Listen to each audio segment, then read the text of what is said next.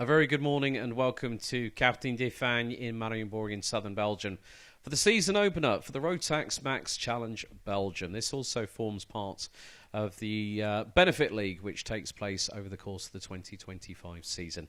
We're here at this fantastic 1,366 metre circuit, which really is about momentum. It's about carrying the speed through the corners, and there you see the through our drone shots that were recorded in the build-up to this event. Very, very fast-flowing, very, very committed circuit that you need to be at here at Karting de Fagnes. It's a circuit that I've come to love and appreciate over the past few years throughout my European travels, but it is going to give us close quarter, hard-fought, elbows-out racing over the course of the weekend. We've got 20 races to take place. We've got all the members of the respective Rotax racing family, and also because this is also in association with Chrono Karting, we also have KZ2 and KZ2 Masters in action. And once more, the sun is on our side at the moment, 10 degrees air temperature, and here is the track itself. Marienborg, a famed circuit that has hosted many a competition.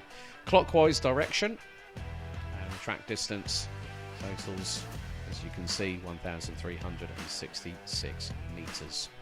Quite a few corners here as well, but more to the point, a couple of corners that do have specific names. 14 turns in all. Turn 6, known as Chemin de Fer, and then when you hit turn 8, you go into the Escargot section, known in English as Snail. But it is a very, very fast track. Speeds with the KZ2s will be hitting about 140 kilometres an hour in 6th gear. More to the point, well, this means that for RMC Belgium, with regards to the drivers that are licensed through the Belgian ASN, the Royal Automobile Club of Belgium, what we have on offer at the season finale at Karting Genk in the on the 18th and 19th of October, we will have 6 respective champions crowned, but also 5 Rotax Max Challenge Grand Finals tickets available. That will be for Minimax Rookie, and the winner of that, as in the highest RACP nominated driver, will get a Micromax ticket. But the very first go up to our first race. It's going to be Mini and Mini Rookie heat up here at Marienborg. All heats this morning will take place over a 7-minute plus an additional lap duration. So the calendar is as follows: the 22nd to the 23rd of March here at Karting de Fagnes. Then the next 2 rounds will be hosted at the Home of Champions. 10th to the 11th of May will be round 2. That will be run under the governance of Chrono Karting, our friends from the RMC Netherlands, run by Gabby and Ton van der Burgt.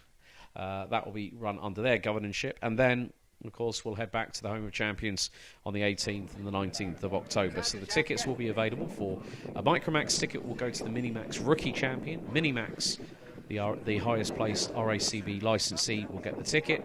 Same for juniors, same for seniors and for DD2. DD2 Masters, no grand final ticket is available. So the format for today: we'll have all our respective heats up until the lunch break, which is set to take place at around about 1 o'clock local time here, CET. And then we'll go into the pre-finals. Seniors, however, different bit of a proposition. We had 44 drivers in qualifying this morning, 2 groups respectively. So each driver out of the 44 will compete in 2 heats. The top 30 will then go through into the top 36 final. And there we see one of our drivers giving us, that's Mick Klinkers in the 104, driving on the Tony Kart chassis, and just behind on the OTK, adorned with a sticker kit from Bouvin Power, Leon Herbos from Belgium. Got a total of 21 drivers representing Belgium, Netherlands and Latvia. One of our drivers, the 113 of Matthias Clever, comes to us from Belgium via way of Brazil. So, of course, there's a new driver from that the South American nation that has recently joined the Formula One grid. The band that in the last couple of years took the FIA F2 and F2 titles, F3 and F2 titles, now running alongside Nico Hülkenberg at Kick Sauber, Gabriel Bortoletto. So 1 minute to go until we get the racing underway. There is Mateus. was waving at our mobile camera earlier on during qualifying, but look, you can see the smile and the spark in the eyes there. Running on the TB kart is Mateus, and then just in front is Maxime Ramboa on the number 80 Formula K.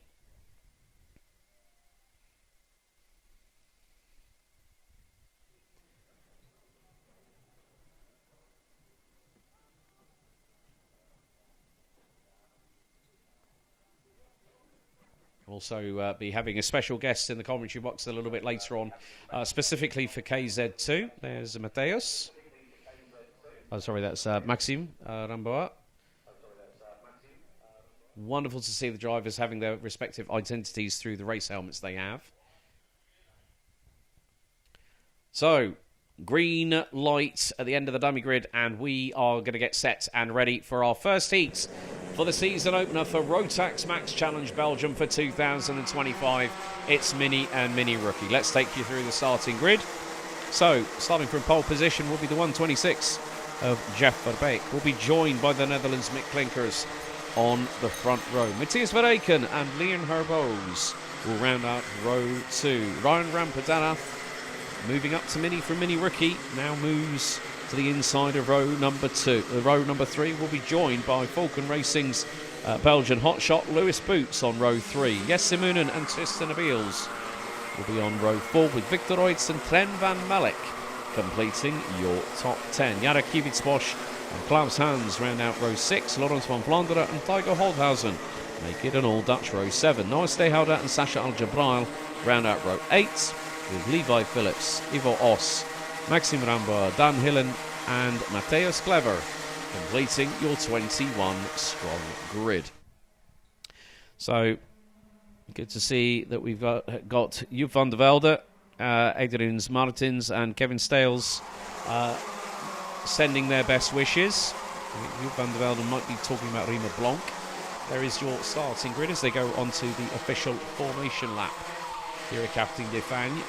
And a big thank you to Thierry Levine and his crew for allowing us to host the season opener here at this wonderful circuit. Always a pleasure to come here to Marienborg, but now it's going to be down to Jeff Verbeek and Mick Klinkers. We're now running down towards turn 6, known affectionately as Chemin de Fer. The good thing is the mini rookies always get into order very, very quickly. That's what we do like to see. But the drivers are primed and ready. The red lights are ignited on the starting gantry here ahead of 7 minutes plus an additional lap. The points will be scored in the finals only. So a revision of the points for 2025. Of course, the Benefit League takes place over 2 rounds this year. So 1 at Marienborg, 1 at Genk. And then it's always a nice bit of another bit of competition for national pride within the Benelux region. So the drivers now about to make their way through turn number 12 here at Karting de Fagnes International Raceway.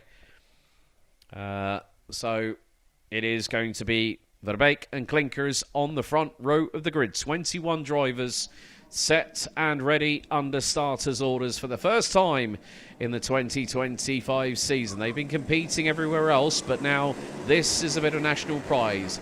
So the lights do not go out, I think. No, that was a bit of a false start, so we are going to go round again. They're going to put them onto another formation lap. So the red lights did not extinguish on that particular occasion.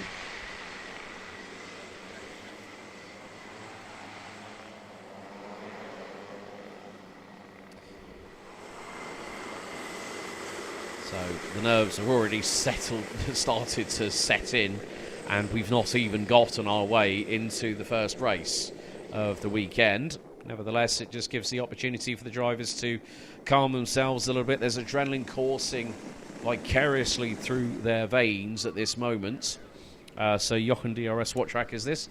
Karting de Fagnes. It is based in southern Belgium. We're around about 15 minutes from the the Franco-Belgian border. So literally, you can leave the circuit, turn right out of the main gates, go onto the main auto route, turn right, and 10 to 15 minutes later, you are in France. So the drivers now getting a little bit more settled. They're heading out of Chemin de Fer and into Escargot once again.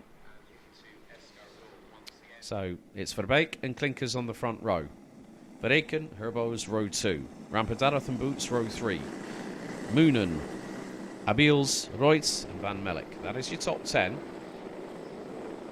So they will have an opportunity to get themselves into formation, and once everything looks good in the eyes of race director Manuel Branco, who is overlooking proceedings with his crew,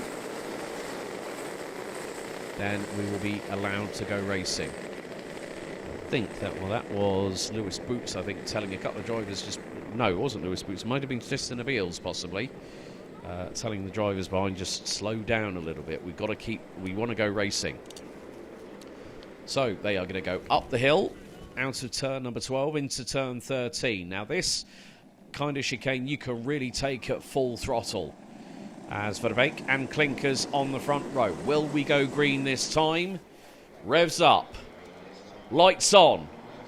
And the lights are out. We are underway. Green flag racing. And once more, well, there's a little bit of 2 and 8. Oh, and over the back bumper goes somebody else.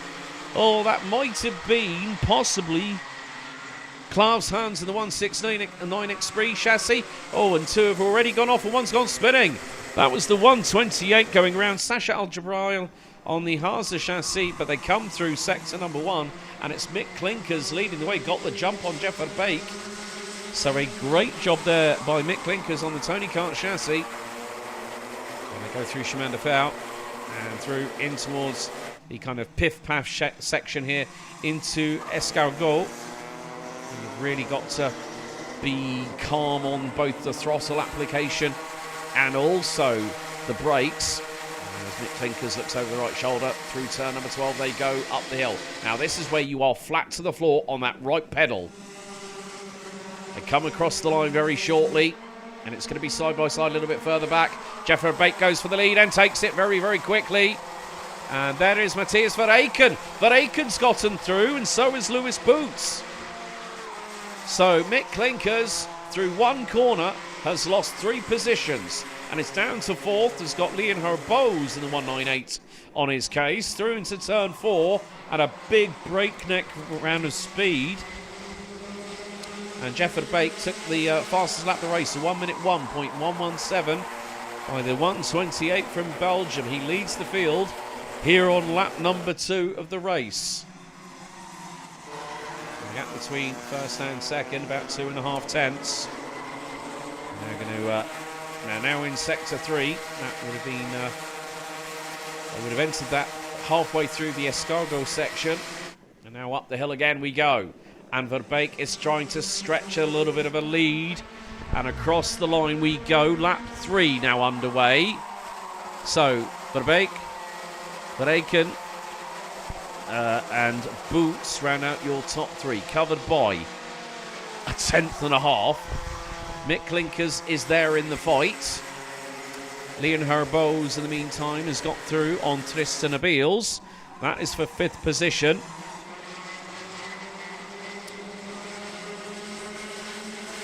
And is there going to be a possible dive up the inside into Chemin de Fer by the 109 of Tristan Abiels for Dams Racing? Not quite.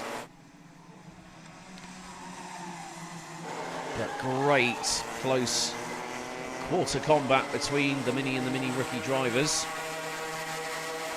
Maxime Brambeur, who started on the inside of row 10, now has made up 5 places, and is the only Mini rookie driver in this class. Is up to 14th. Ryan Rampedareth gets through on Trent Van Melk, and a dive bomb by Tristan Abiels up the inside of Leon Herbos, who drifts wide coming out of turn 1, and Abiels gets through. That is a change for 5th on the road. Rampedareth is looking very racy. Tristan Abiels, fastest lap of the race, 59.294 seconds by the youngster from Belgium. Lewis Boots now giving Matthias Verreken something to think about on the run down towards turn 6 at Chemin de Fer. So So we're past the halfway point of this race. And there is still plenty of time to go. Now, even though Jeff Verbeek has a lead of about, well, what was less than 1/10 of a second last time out, that could get ever closer still, because Matthias Verbeek and Lewis Boots will have the slipstream. And Boots will have a double toe coming up the hill. 71 thousandths cover the top two. And Verbeek was looking to go a bit deeper into the corner, switch to the outside. Is he going to try and open the door here at turn 2? He gave it a shot, but couldn't make it work. Lewis Boots, in the meantime, is holding on, keeping the pair of them in front very, very honest as they storm through turn 4. From 5, now the run to 6, into Chemin de Fer. Again, Matthias Verbeek keeping the back bumper of the 154 as wide as humanly possible. And we've got 30 plus KZ2 karts on the track a little bit later on at about 12, just before 12 past 10. Well, 10 past 12 local time. That is going to be a completely different situation at all. We have got yellow flags out, however, briefly. So someone might have had a little bit of a drama. Matthias Verbeek through on the beginning of lap 5, gets through on Jeff Verbeek at turn 1. Verbeek responds, dives up the inside, retakes the lead through turn 2. Tren van Merk has just been given a warning flag.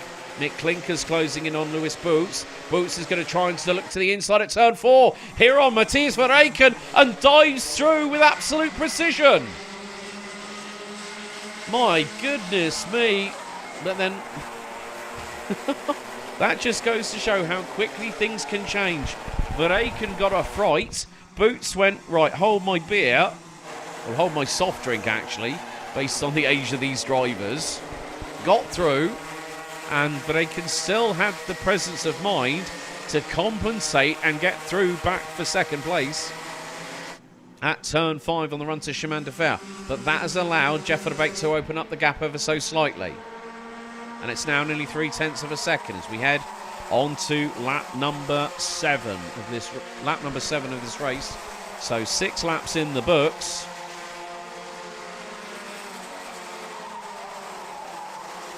More to the point, incredible work by Jeff Verbeek just to keep himself nice and calm at the front end of the field. Run his own race, let the others behind him go hammer and nails, go toe to toe, elbows out and sharpened. But we are getting very close to the end of this first race of the 2025 Rotax Max Challenge Belgium season here at Marienborg. And Jeff Verbeek is doing a stellar job. Got the wind put up his sails by Mick Klinkers on the run down to turn 1 on the opening lap of this race. This is going to be very, very close to wire. It is going to be, well, he crossed the line. Right. Black and white warning flag has now gone to the 112 of Nora Stehalder. So last lap is underway.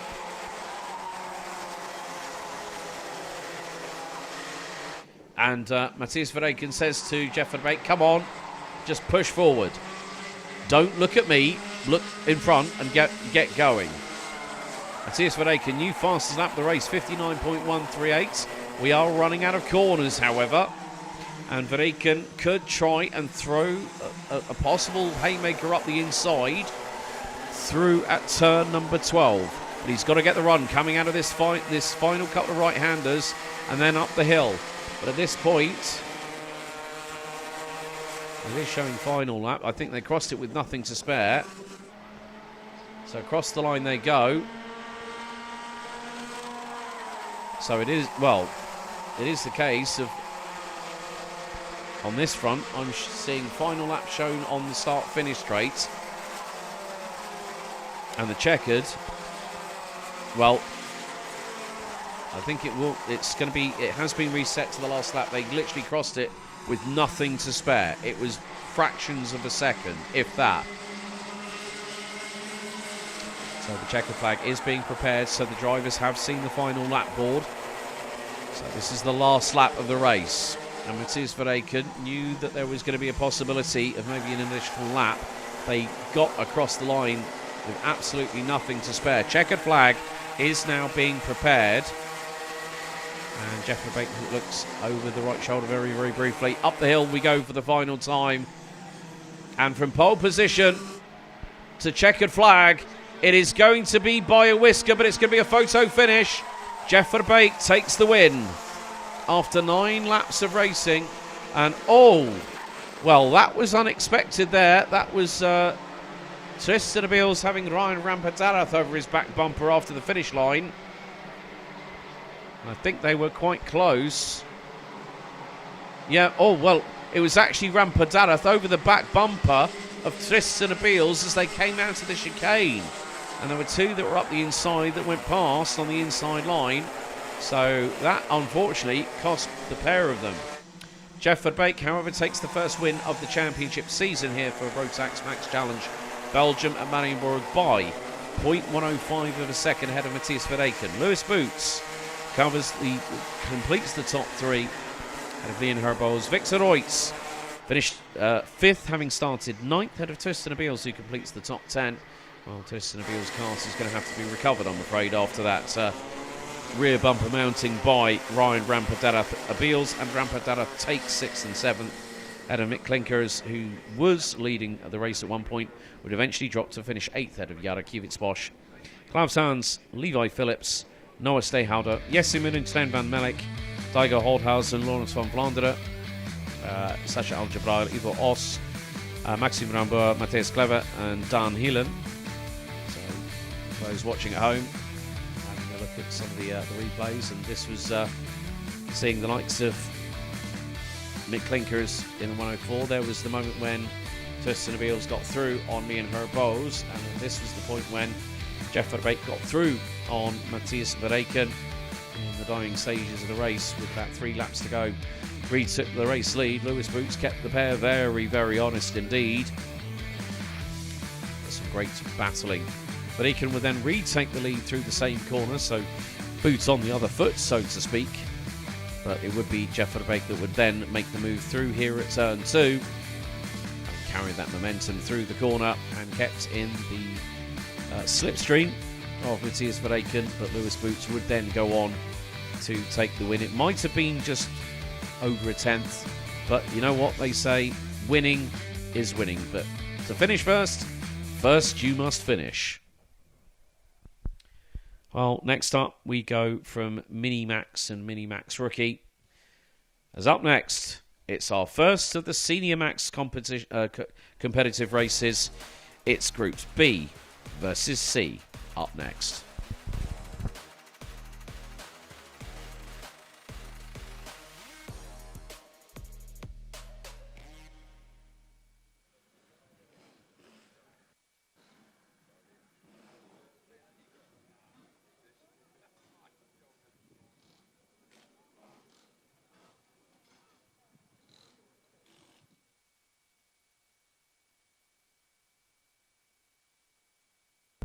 So the recovery vehicle has now brought Tristan Abeels' slightly damaged cart back into Parc Fermé conditions. And, well, there we have our drivers. There is the 399 Matej Radenkovic. Follow this young man's career since he was a junior European Rotax champion. He's also won B&L titles, but now he is no longer with Berger Bouvin. He's with Jan Dams and his crew at Dams Racing, and has really shown great prowess and has competed against the very best in continental Europe and also the United Kingdom quite recently in the Champions Winter Trophy, the B&L Karting Series, and has a new lease of life for his respective journey within the world of karting.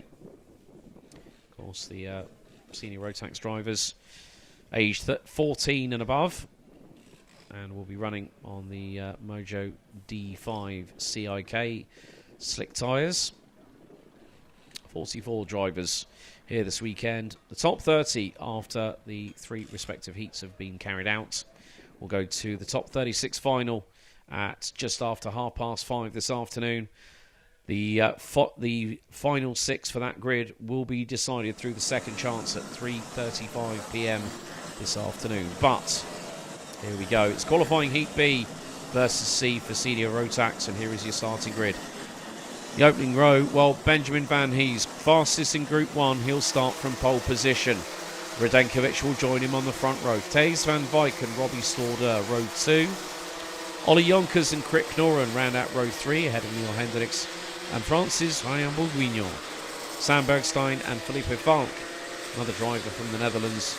Well, a driver from the Netherlands, also representing Brazil. Round out your top 10. Sverre Ubben and Mitch Haynett round out the next row, ahead of Ruben Verheyen and Colombia's Martin Herrera. Drivers of note from that nation, Juan Pablo Montoya and Tatiana Calderon. Mathis Turlo and Sebastian Koch round out the next row, ahead of Ralf van der Pavet and Kevin Navis. Dylan Hummel and Jay Zurveld, mechanics this weekend by the legendary Red Actions, a.k.a. the man who won the Tillotson T4 Senior Nations Cup title last year in Valencia, Bram Ossevada. Flynn Fitters and Sim van Vliet next up, ahead of Michael Petit and Rein van der Meer. Sven Slagmoller, Dominic Schapers, Reimer van Beek, Philip Wisniewski and Dylan LaHaye, a multi-time Senior Max B&L Karting Series champion, rounds out your grid.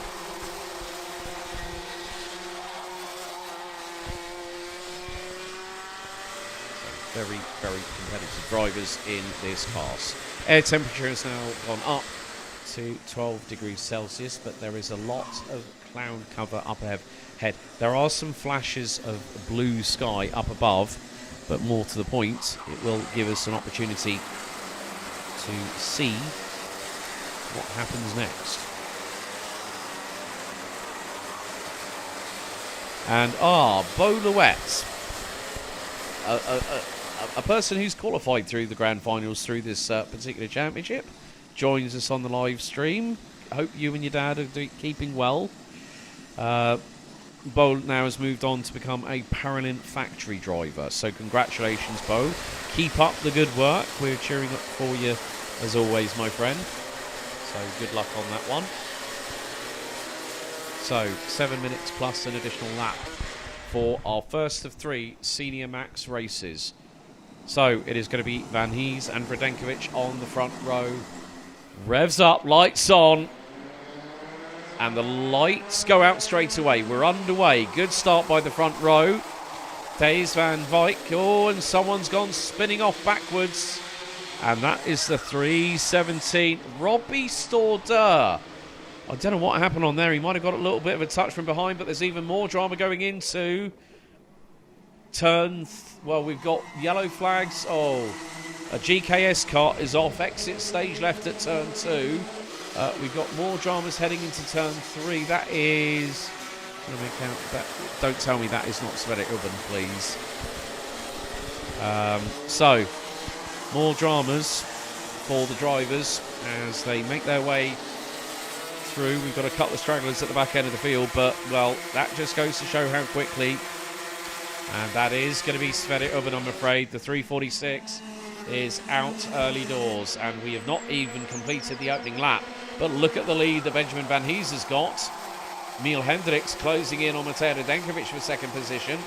Mathis Turlo has catapulted his way. Now, normally he qualifies pretty well, but he's had a bit of a shoddy qualifying this time. He's up 11 spots, currently runs P4. Ruben Verheyen up 8 spots, now running P5.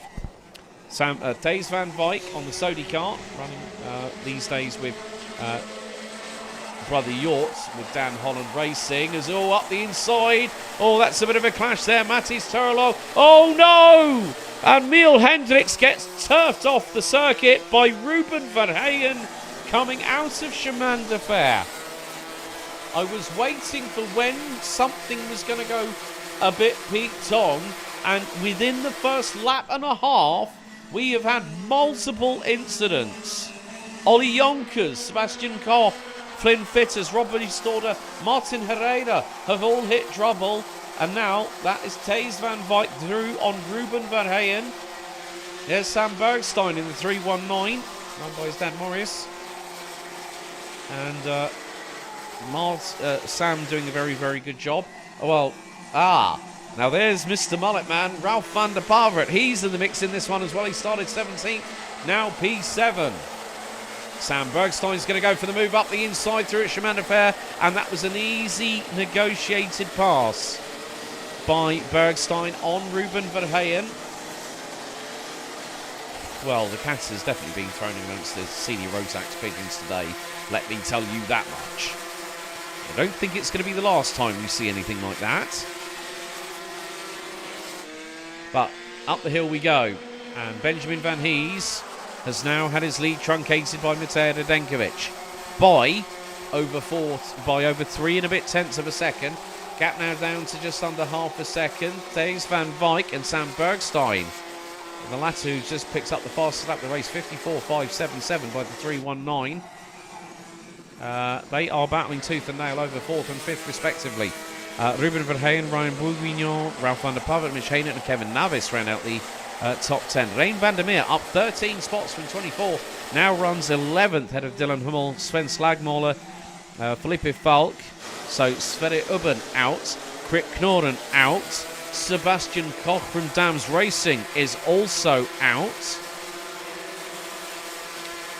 So quite a lot of attrition in this opening heat as we are past the halfway point. Radenkovic now is within lunge range on Benjamin Van Hees for the race lead here in Senior Heat BC. And Radenkovic, new fastest lap of the race, 54.415. They go hurtling in, and look at that camera angle. You can just see the amount of speed they are carrying through at turn 4, into 6 at Chemin de Fer, through 7 and 8, the double left that leads them into Escargot. It's turn 9, 10, 11, 12, and then we've got 13 and 14 coming up very shortly. 2.5 minutes to go, plus an additional lap. Sam Bergstein is starting to get a move on. He's gone purple in sector number 2. Radenkovic moves to the right-hand side, and through he goes. No troll at all for the 3:99 for Matej Radenkovic, young man from Belgium. Of course, got to know his dad Alex very, very well indeed. Serbian heritage, based on the surname. So you can see that there's a bit of controlled aggression that Matej can deploy at a moment's notice, but he leads as we are now on our 6th lap of racing. Ollie Yonkers, despite having started all the way up on the inside of row number 3, well, there were multiple incidents on that opening lap, and I'm sure that race control and the stewards will be quite busy looking into all of that accordingly. So 1.5 minutes to go, and Radenkovic starts to stretch out that lead. And just under 0.4 of a second. Highest recorded speeds at the moment, Ralph van der Pavet and Sam Bergstein. 117.2 kilometres an hour.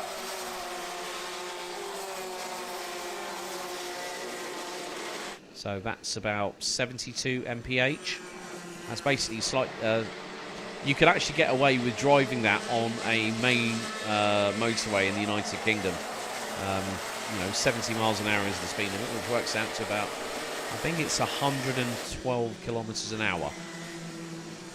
So we're heading into the final 50 seconds plus an additional lap of this opening Senior Max heat. Juniors up next for their heat. But Radenkovic now really starting to put the hammer down, and he's got over a half-second advantage.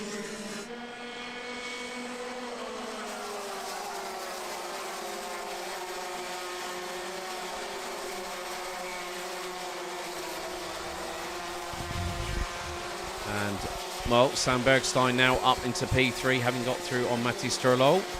Bergstein started 9th. Turlot started 15th. And we still have 25 of the 29 runners that started this race. Just over 8 minutes to go. We'll take the checkered. Timer is expired. Next time around, we'll be heading on to our final lap of this race. So lap 9. And Radenkovic, 7/10 ahead of Benjamin Van Hees with Sam Bergstein, Mathis Turlot, Thijs van Wyk. Running out your top 5. on a multitude of different chassis. So final lap underway. And Radenkovic leads by nearly 0.8 of a second.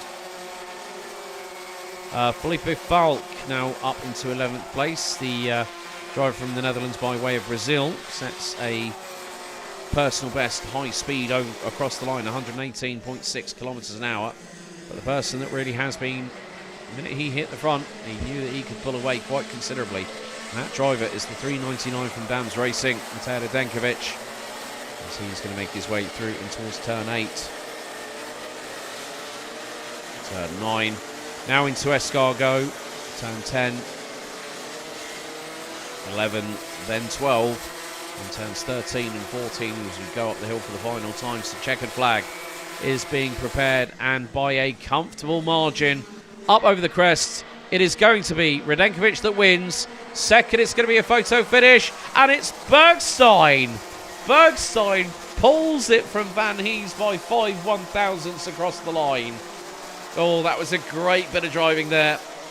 Sam Bergstein got the run on Benjamin Van Hees up the hill. They were literally line astern, and Bergstein pulled to the right-hand side and nipped through by next to nothing. Probably the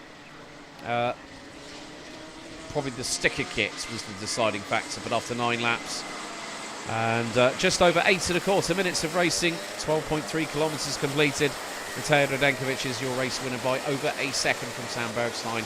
Benjamin Van Hees, Matheus Turlo, Thijs van Wijk, Brian Bourguignon, Mitch Haynett, Ruben Verheyen, Kevin Navis and Felipe Falk ran out in the top 10. Ralph van der Pav at 11th ahead of Rein van der Meer. Dylan Nahay started last, finished 13th. No surprise there.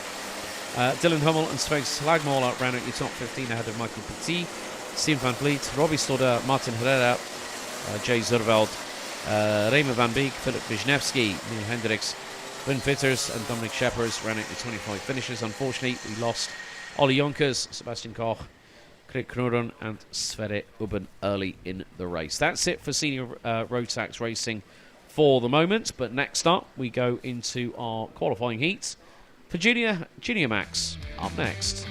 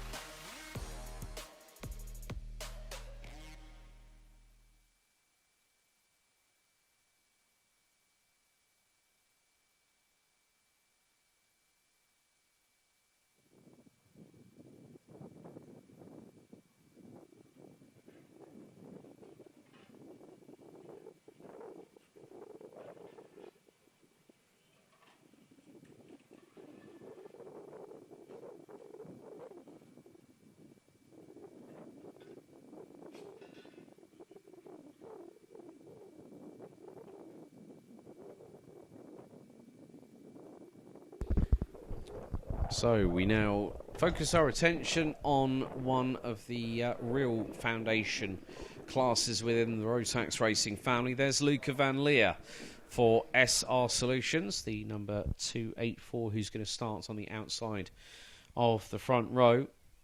But we're going to have in this particular class 27 drivers that will take part in the qualifying heat, the pre-final, and then also the final a little bit later on.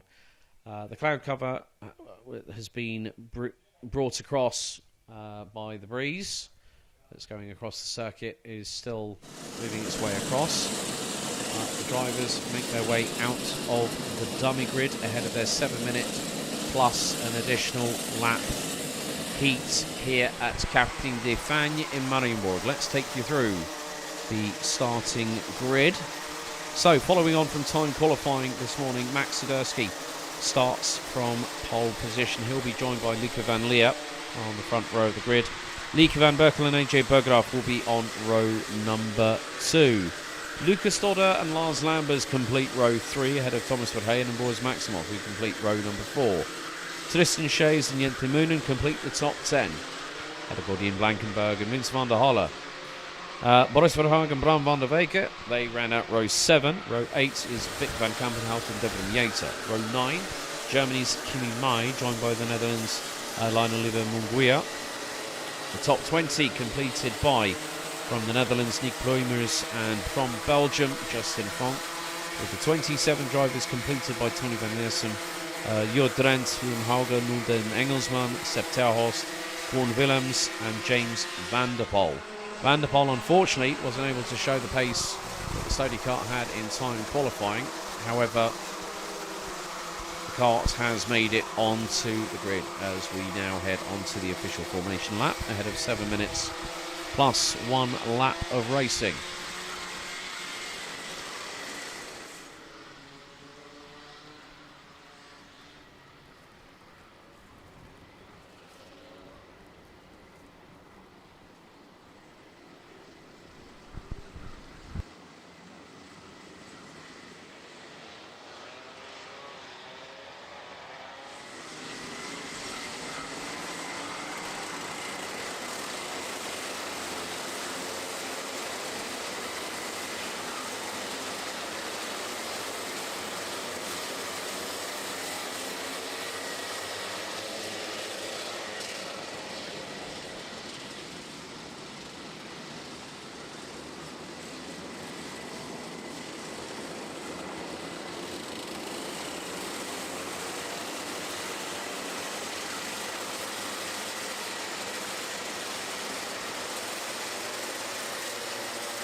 And on cue, Patrick Verbist. I know you're going to be cheering on Bran van der Weyken. He's starting from the outside of row number 7 as the Genie Rotax drivers make their way through turn 13 and into 14. So, revs up, lights on. In the tram lines we go, and we go green. First time of asking. Around the outside tries to go Lieke van Leer, Max Siderski holding on to that pole position and the race lead. There's everyone juxtaposing for position, but a big incident, and that is 2 karts together off the circuit. Lucas Stodder and AJ Berggraaf exit stage left off of turn 2. And I think it was basically that Stodder was the aggressor, caught the back end of AJ Berggraaf, was hooked in line and sinker, and the pair went flying off the circuit. And both karts not taking any further participation. And welcome along to the YouTube chat, Sem Knopfjes, last year's DD2 Chrono Karting Dutch champion. But to the moment, Max Siderski is going to be leading the way. Lieke van Leer in second. Lieke van Berkel looked very, very razor sharp in qualifying, did she? And she's closing in on the 284 from SR Solutions. And through she goes. Bumps the curbing through turn 1. Van Berkel gets through on Van Leer. And now the chase to catch Mad Max Siderski up front is on. Boris Maximov up 4 places, now running P4. 5th is Thomas Verheyen, Bodien Blankenberg, Boris Verhagen, Vince van der Halle, Vic van Kampenhout, and Kimi Mai round out your top 10. So a lot of drivers moving up the order very quickly. But that was all through the incident between AJ Berggraaf and Lucas Stodder on lap 1 at the run down to turn 2. But it's getting a little bit closer between Siderski, Van Berkel and Van Leer. Maximov is chasing them down. Look at the peloton train behind them. There is probably going to be a kart train of at least. And here goes. Is this going to be a change for the lead? Van Berkel through. Van Berkel through on Swiderski. And still, even with the tail end stepping out a little bit, Van Berkel held on to the lead. Van Leer through at turn 2 on Swiderski for second position and now dives up the inside of the 285 as Lieke Van Berkel runs wide coming out of turn 3. Maximov dives up the inside through at 4. Great spatial awareness by the junior Rotax drivers at the sharp end of the field as now the battle really begins in earnest.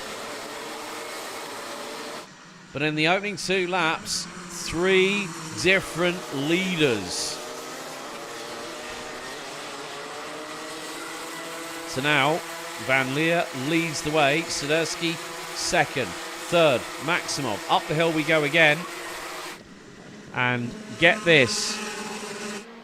The top 5 were covered by 8 tenths. They're now covered by 7.5 tenths. Thomas Verheyen is now behind Vince van der Halle. Van der Halle now running 5th. So this is going to be very, very crucial. What happens now is diving up the inside for second position on Max Swiderski. Oh, that was Maximov. And Swiderski instantly goes counter-defensive against Lieke Van Berkel. And now here goes Vince van der Halle. And Lieke Van Berkel held on. Oh, but she gets attacked from behind. Van der Halle's in the weeds at the moment, so to speak. Went for the move up the inside through at turn 5 on Lieke Van Berkel, and Van Berkel did not budge. Well, would you believe it? All the drivers that I've seen earlier on this season that have been at the sharp end of the field have just been given the biggest wake-up call and slap in the face with a wet fish that I think I've ever seen in European karting for a long, long time since I've been out here. I think since 2018. Van der Halen got a fright. Swiderski's now had a fright. Van Berkel said, right, here we go. Takes the race lead. Devin Mieta at the minute. Currently down in 18th place, just ahead of James van der Poel, who's moved up the order. Has got the fastest lap of the race. Max Swiderski trying to go toe-to-toe with Boris Maximov, but this is allowing the young hotshot from SR Solutions, run by Scott Swart, Lucan Van Leer, to get away. But Ian Blankenberg gets a warning flag from race control in the 2-2-1, obviously for potential unsportsmanlike conduct or driving standards. Now this is how a championship starts in earnest. Fireworks aplenty. The top 3 come across the line to complete lap 5, and they are covered by 5.5 tenths. Then it's a further 1.4 seconds back to Lieke Van Berkel. Vince van der Halen has moved up 6 places. So is Boris Verhaag. Kimi Mai up 9 spots. Vic van Kampenhout up 6. Boris Maximov, new fastest lap of the race, 55.929. And Maximov is being pressurised by Swiderski. So 1 minute and 41 seconds to go, plus an additional lap, as the top 3 make their way through into the escargot section.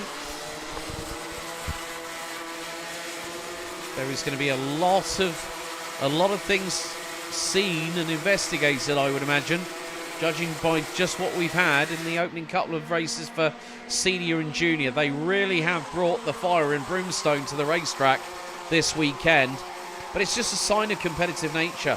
Drivers are here to win. They're not here to play second fiddle to anybody else.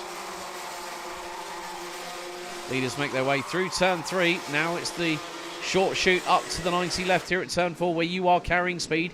You are not lifting off that throttle if you dare. And now it's down to chemin de fer at turn 6. Swiderski trying to do the old switchback on Maximov, but at the moment not quite working. He's going to have to wait for his opportunity. Next time around we'll have 2 more laps to go.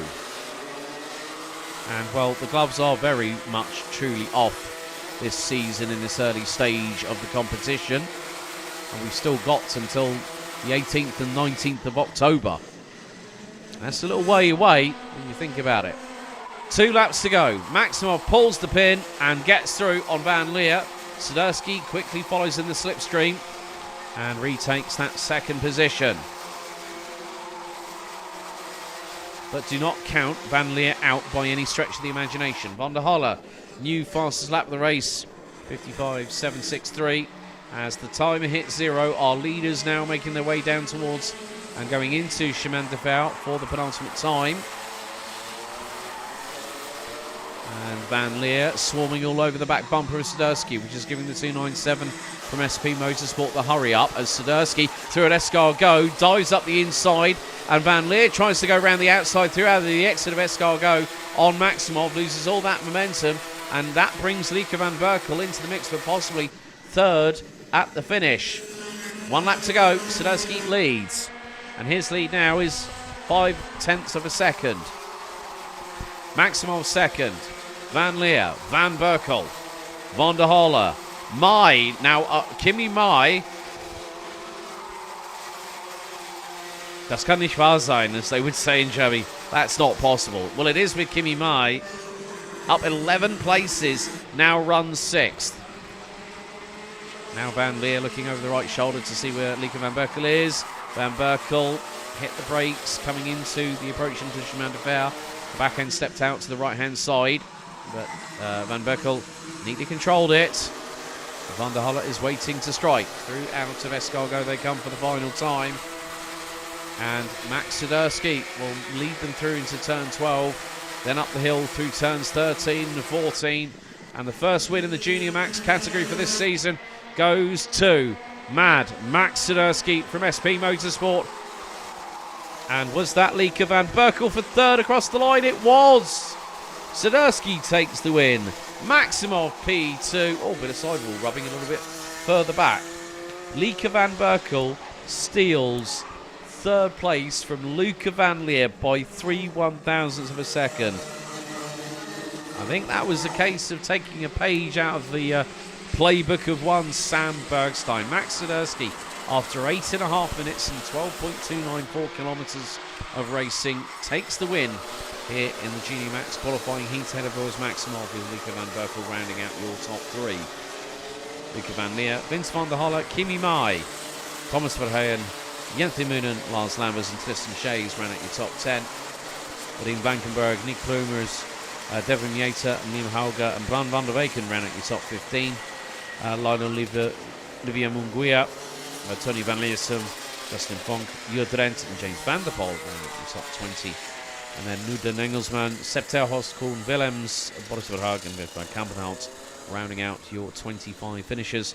And unfortunately, lap 1, turn 2, exit stage left for AJ Bergeraff and Lucas Lauder directly into retirement. Well, that concludes the Junior Max qualifying heat. Next up, we go to DD2 and DD2 Masters for their qualifying heats up next.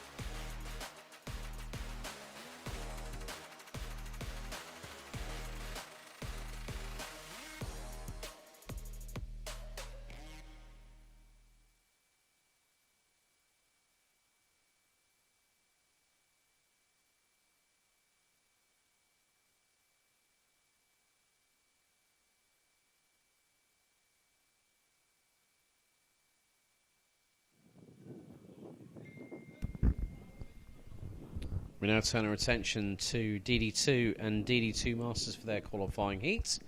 And having a little bit of a chin wag before shaking hands, Laurens Herboz and Vincent van Kerkhoven.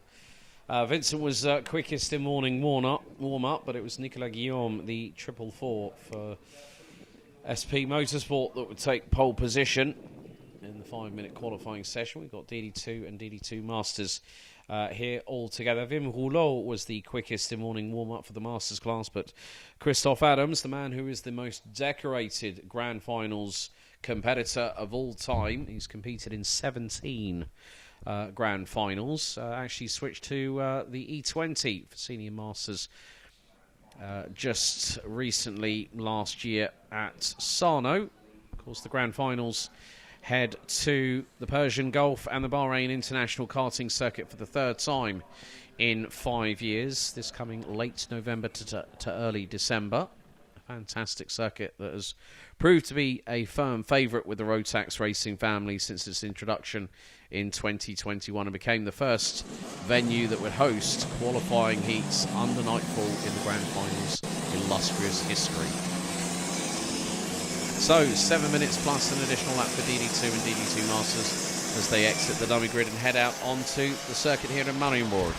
Nicolas Guillaume starts from pole position. He'll be joined by Laurens Herboz on the front row. Len Nys and Vincent van Kerkhoven round out row 2, with Mieke van der Paver and Imke Arts completing row number 3. Wood Kirstens and Axel Hoes complete row 4, with Luca Neuenhausen and Jan de Brandt completing the top 10. And we've got Jesse Spans, Milan Vroom, Christophe Adams from DD2 Masters pole, Wim Rouleau, Gwen Blotzel and Von Wirt rounding out the drivers that are competing in this race. Gwen Blotzel raced in Senior Rotax. She has now made the move up to DD2 for the 2025 season. Laurens Herboz, I think, is going to be a bit of a dark horse. Has already shown that in the Champions Winter Trophy and the opening round of the BNL Karting Series, which took place a couple of weeks ago at the home of champions. Karting Genk showed great pace in qualifying, great race pace as well. And we all know that in the world of karting that with regards to qualifying, it doesn't always necessarily showcase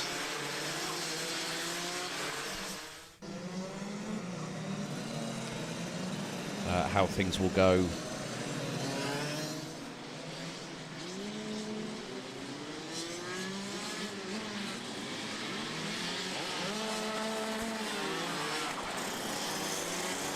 for those watching on the official BNL Karting Series YouTube channel. Thank you so much for joining us.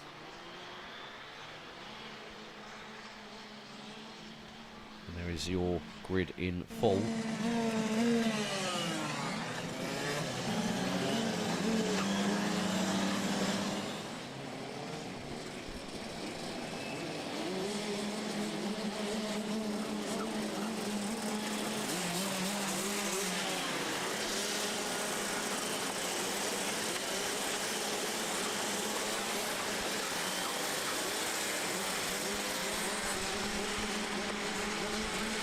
So the red lights are ignited once again on the starting gantry here at the 1,366 metre 14 turn clockwise circuit.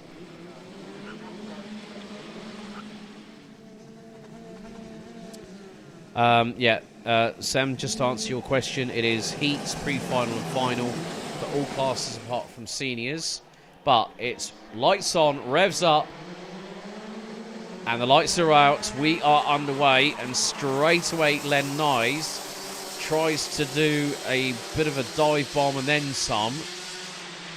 And he's trying to go around the outside of Nicolas Guillaume going through into turn 2.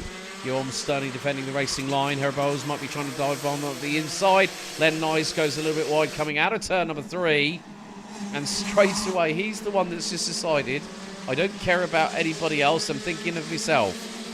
Now, Len has raced in Rotax before. I still remember the days when he used to compete with a great battle between him and Thomas Strauve. If anyone might remember back at the first ever Rotax Max International Trophy at Le Mans in 2018. So, after the opening lap, well, up the hill we go, and it is going to be very, very close between the top four, because Mika van der Pavet is at the back end of the quartet. Guillaume leads. Nyes and Herboz go through at turn 1, and Guillaume could lose third if he's not careful. And through goes van der Pavet. There's Vincent van Kerkhoven in 5th place on the number 483. So Nyes has the lead. Second is Herboz. Then it's van der Pavet. Then Guillaume. And van der Kerkhoven has, I think, was that in? Yes, that was a flash of a Team Netherlands set of overalls there. Imke Arts was trying to get through. So coming up to complete lap number 2 very shortly. Len Nyes will be our second different leader in as many laps as they go through 14 up over the crest. Nyes, is he going to keep it on the racing line? Yes, he will. Herboz decides not to go for it this time. Neither does Mika van der Pavet. Into turn 2. And now 3. Herboz gets through. Switch back. And sidewall clip on Herboz by Nyes. Herboz goes off, exit stage right, kicks up the dirt from the grass. Through goes van der Pavet. Through goes Guillaume. Van der Kerkhoven now 4th. And is going wheel to wheel with Herboz, and out of Chemin de Fer. Van der Kerkhoven holds his ground. And Wout Kirstens now in the 466 is making his presence pretty much felt here too. So Len Nyes trying to start to extend a little bit of a lead and an advantage over Mika van der Pavet, and that gap is just shy of 0.3 of a second. Guillaume a further 0.13 back. Van der Pavet goes purple sector 1. Imke Arts, the lady from the Netherlands, very, very quick DD2 driver, and she has just put in the fastest lap of the race, 54.351, and she's currently running 7th behind Wout Kirstens. See Vincent van Kerkhoven having a little bit more of lady luck on his side.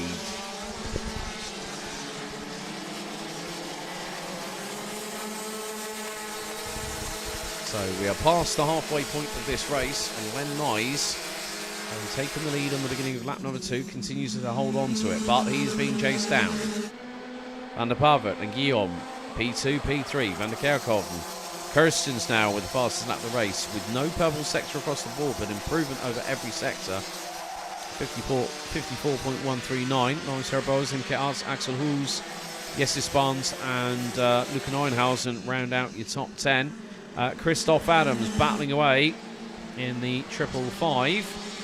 He is just over 0.3 of a second ahead of chief rival Wim Rouleau. That's for 12th and 13th, but more importantly, that is also for the class lead in Masters. Guillaume de Brandt looks to have retired from the race in the 450, I'm afraid. Having started on the outside of row 5 in 10th place. Meantime, things are still very hot under the collar between the top 3. Nyes still leads, and there was that was telegraph there. Mika van der Pavet just saying to Nicolas Guillaume, right mate, looks like you're a little bit quicker than me, go for it. If you can catch up to him and pass him, I'll give you a lap or 2. So good inter-team work there between the 2 drivers from SP Motorsport. 2 minutes to go plus an additional lap. And Wout Kirstens now has made it through on Vincent van Kerkhoven. And we're nearly side by side. I think there was also Lawrence Herboz trying to go wheel to wheel with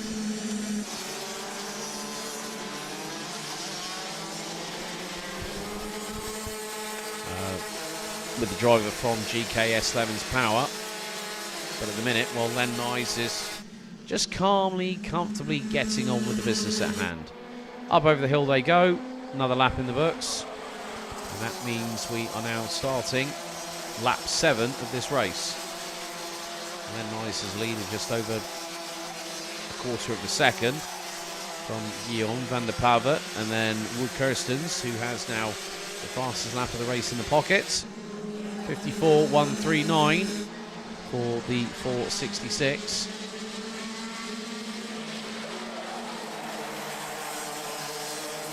There's some of the new Nassau panels, the more aerodynamically beneficial ones.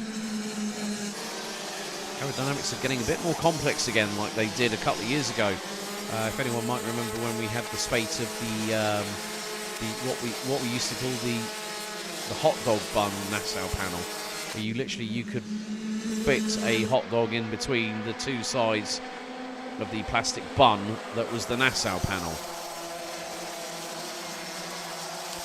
But 2 more laps to go, and Len Nyes still keeping that lead at about 2 3/4 tenths of a second. Guillaume and Mika van der Pavert holding on to second and third, still despite the best efforts of Wood Kirstens in the 466, just behind them. Kirstens having the fastest lap of this race so far. Imke Arts now through on Vincent van Kerkhoven, who has dropped now down to 7th on the road. 15 runners and riders still competing as the timer hits 0. Next time round it will be 1 more lap to go. Len Nyes brings us on to start the final lap of this race,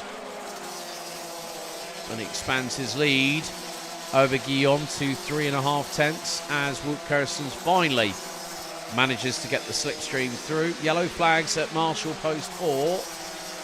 The briefest of moments, so no overtaking allowed at that point on the circuit. So whether someone had a bit of a drama, not 100% sure. Nevertheless, the leaders come down to Chemin de Fer for the final time and then head their way through into Escargot. So Van der Pavert has an opportunity to get through on Wood Kirstens. This time the checkered flag will be prepared for our race winner. And he's going to very shortly come through turn number 12 up the hill through 13 and 14. And the winner in DD2 and Masters Heat is going to go the way of Len Nyes by just over 0.28 of a second. Nicolas Guillaume rounds out P2 ahead of Wood Kirstens, who finishes ahead of Mika van der Pavert. Lawrence Herbos rounds out your top 3. Imke Arts finished exactly where she started. 6th spot ahead of Vincent van Kerkhoven, who started 4th, finished in 7th. Good work by Jessis Buns in the meantime, the 418 up to 8th at the finish from 11th on the grid.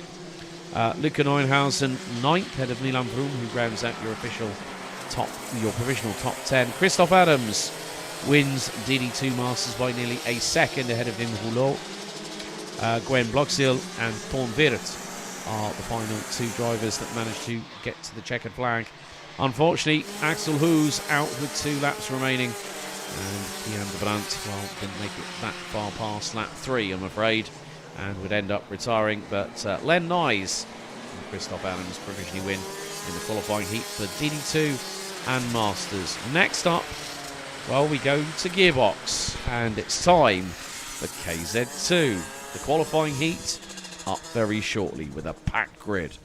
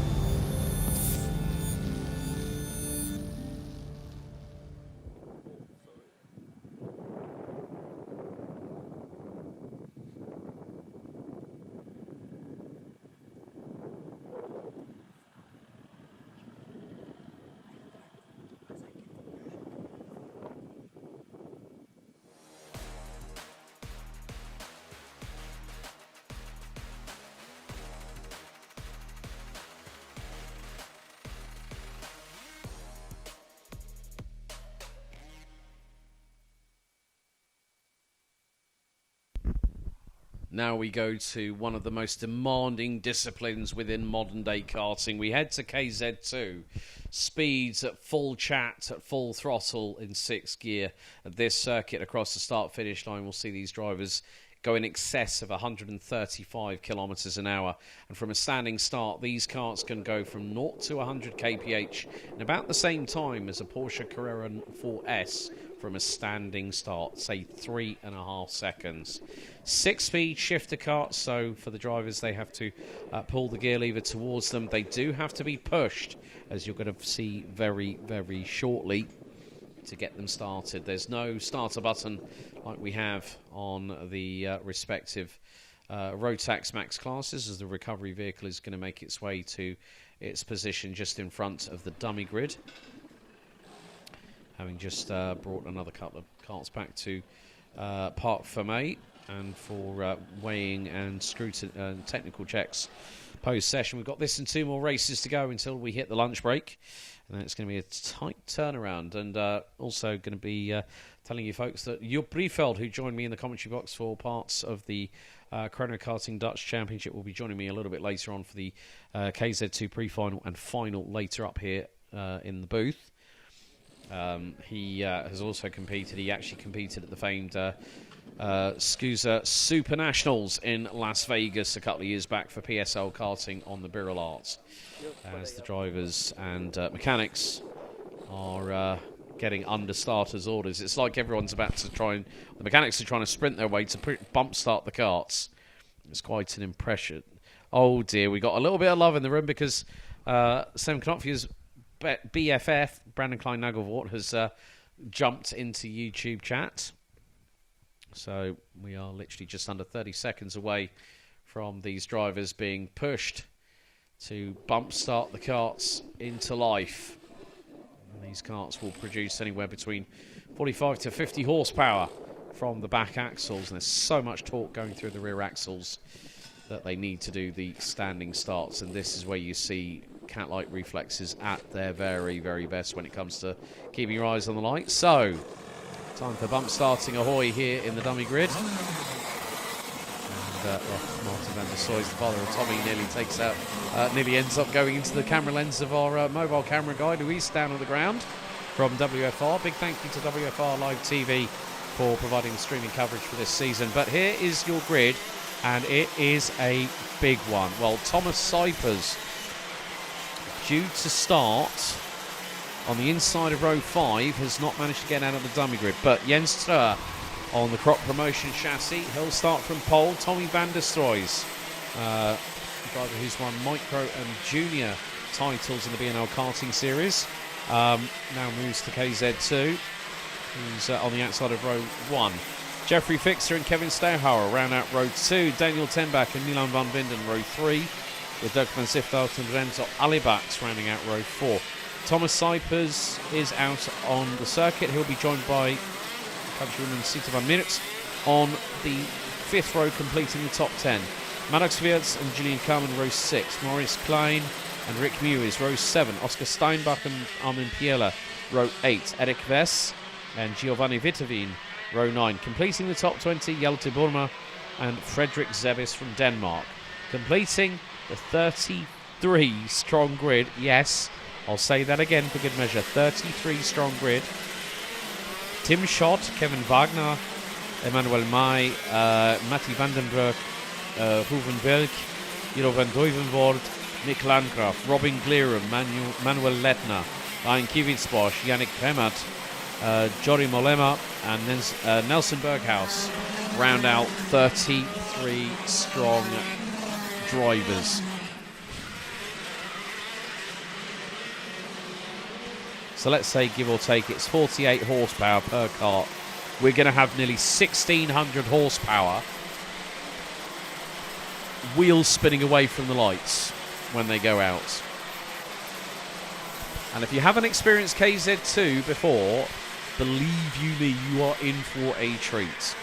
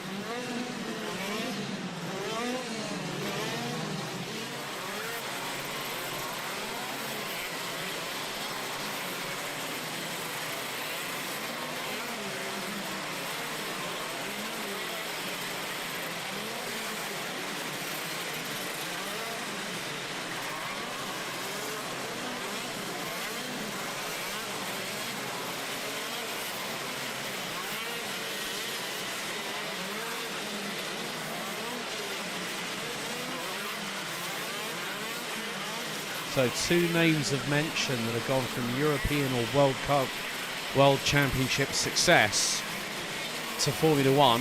The most recent, Andrea Kimi Antonelli, won the KZ2 European Championship back in 2023. Max Verstappen, 2013, won at Paul Fletcher International in this category and was a world champion. So this shows that if you want to move into Formula One and you want to go into single-seaters, you need to be in this category. Nearly 1,600 horsepower is starting to line up. And when those lights go out, believe you me, it is going to be a roller coaster ride you will see quickly pass before your eyes. 33 drivers, the last few, now line up. So we wait for the green flag at the back of the field. Green flag is shown. Drivers get themselves steeled and ready. Revs rise. And, well, that might have been the quickest reflex I've seen as Jeffrey Fixer dived to the inside of Jens Ströer through at turn 1 and got the initial race lead. One driver's had a little bit of a drama at the back of it, Emmanuel Mai, but Jeffrey Fixer was like, right, okay, I'm going to mug everybody. I'm not too sure if that might be classed as a jump start, but here goes Jens Ströer through at turn 4. He can't get through. Van der Stroys looks to the outside of the pole sitter, heading down into Chemin de Fer for the first time. But Jeffrey Fixer caught everyone napping, I think. However, as I said, if that was a full start or a jump start, there's a bit of side-by-side through into Escargot. But these drivers will be hitting close to or in excess of 140 kilometres an hour. As up the hill we go on the Maranello chassis. It's Jeffrey Fixer that leads the way. And, well, Renzo Alibax has just gone 141.5 kilometres an hour across the line as Jens Ströer again tries to dive through on the inside of Jeffrey Fixer. A little bit of a nudge between the pair. Fixer drifts wide through turn 2 and Ströer is through to retake the race lead here on lap number 2 as we head through into turn 4. Fixer goes defensive on Van der Stroys through turn 4. Kevin Wagner, unfortunately, has dropped down 10 positions and finds himself all the way down in 32nd position. Gillian Carman is the fastest driver in the opening sector. There's Van der Stroys trying to put the frighteners here through out of Escargot on Jeffrey Fixer. And very shortly we'll be completing lap number 2 of this race. And, well, KZ2 incredibly competitive and very, very close when you look at differentials, as in the gaps between drivers. So, after 2 laps, we're now on lap 3. Jens Ströer leads the way. Jeffrey Fixer, Tommy Van der Stroys, Kevin Stehauer, Daniel Tenbach round out your top 5. Stehauer trying to do the old switchback on Tommy Van der Stroys, who knew that it was not going to be easy for him to get through, but Stehauer, one of the regulars on the chrono karting Dutch scene in KZ2, has got plenty of experience to call upon. Armin Pierler has the fastest lap of the race, 53.726.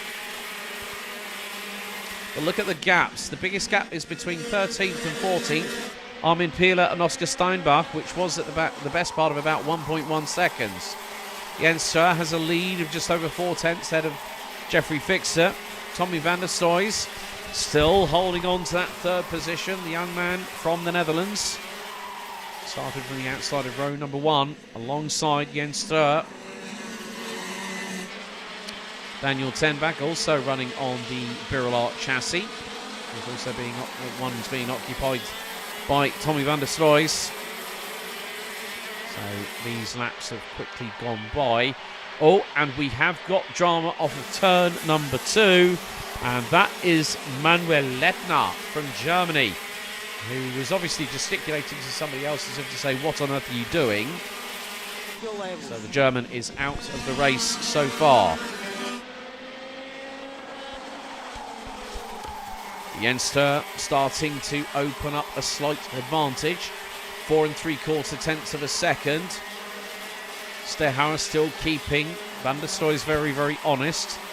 Armin Peeler gets through on Julian Carmen, another driver that's made his move up into KZ2 this year and is running with Belgium Racing, if I remember correctly, and I think also at the times Sodi Works entry CPB Sport, Jaden Teen, on his KZ2 debut, funny enough, late last year, managed to get pole position, and it was at the Chrono Karting.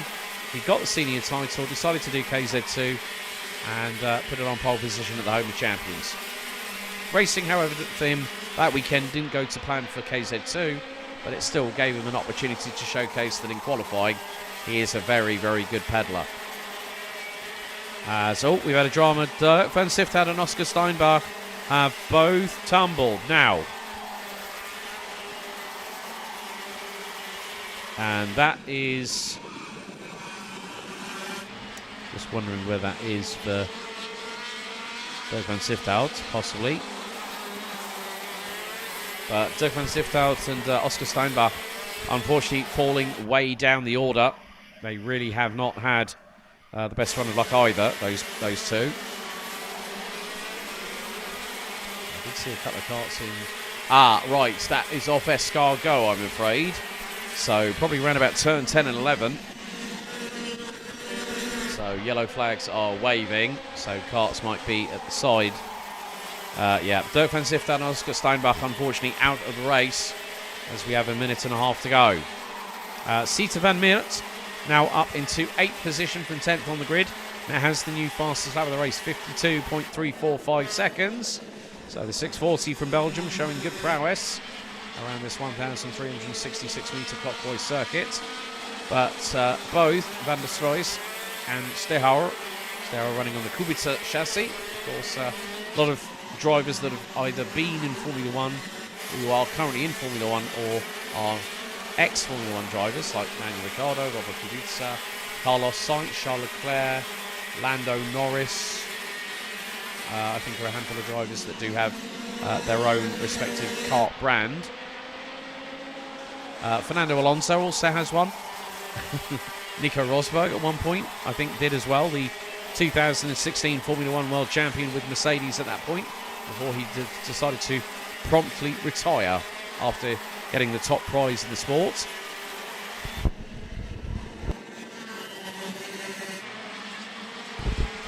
However, Thomas Cypers is trying to move forward. This puts in the fastest lap of the race of 52.328. So coming up to what will be more than likely our penultimate lap. We are on lap 8. And at the moment, well, our race leader will not cross the line in time. Jens Tur to give us another 2 laps. So we're going to be on to last lap coming up this time. Jens Tur with a big gap. It's 3/4 of a second. Make that nearly, make that 7/10 of a second as we cross the line for the penultimate time. Jeffrey Fixer second. Tommy van der Stroys, Kevin Stehauer, Daniel Tenbach, Milan van Vinden ran out the top 6. Only second and third have either lost or gained a position. The rest of them have stayed in the places where they qualified. And Renzo Alibak's up a place from 8th to 7th. Sita van Meert started 10th. Currently now running P8 ahead of Thomas Cyprus. Max Wirtz from Germany up to P10. Biggest mover, Robin Glirum. Bad qualifying, started 28th. Now up 15 positions and is currently 13th. Now time to concentrate on our race leader, who's going to win in a comfortable margin when you consider it in KZ2. It is Jens Tur up the hill, over the crest, and he takes the win. Just under 8/10 of a second ahead of Jeffrey Fixer. Tommy van der Stroys rounds out your top 3 ahead of Kevin Stehauer. Daniel Tenbach takes 5th with the top 5 covered by just under 2.8 seconds after 9 laps of racing, just under 12.3 kilometres completed. So Milan van Vinden, Renzo Alibaks, Sita van Meert, Thomas Cypers, Max Wirtz ran out your top 10. Armin Piela, Robin Glirum, Julian Carmen, Giovanni Wittwien, and Erik Vess ran out your top 15. Mois Klein, Rick Mewis, Hjalte Burma, Mick Landgraf, Ruben Belk ran out your top 20 with Tim Schott, Emmanuel May, Frederick Zebis, Kevin Wagner, Yannick Remmert, Jiro van Duivenvoort, Ryan Kivitsbosch, Matti Vandenbroek, Jori Mollema, and Nelson Berghaus being the last of the 30 drivers that managed to get to the end of the race. And unfortunately, well, Dirk van Sittard and Oscar Steinbach, looks like they had an incident which took them both out with 5 laps, or 4 laps completed. And Manuel Lettner out on lap 4, turn 2. Jens Sturr takes the win. And up next, well, we go to the second out of 3 qualifying heats. For Senior Max, it's A versus C up next.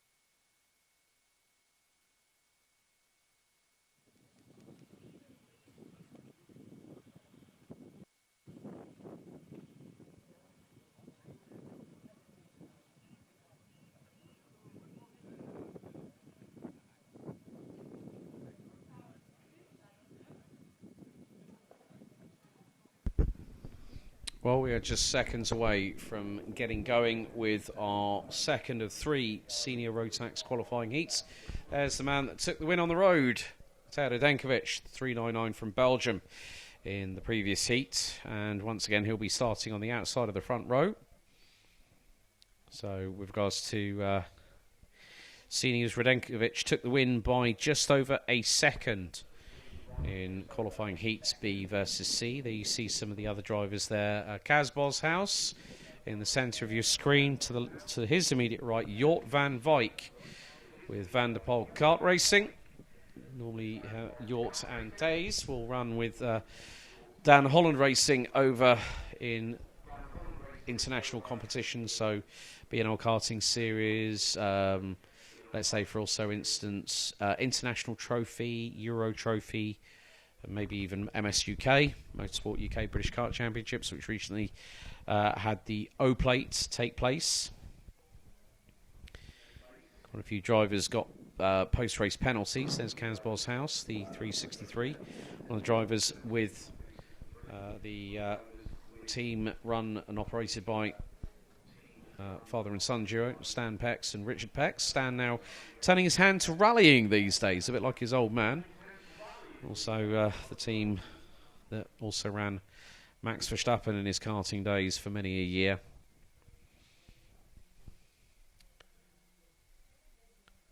A lot of drivers here on this particular grid.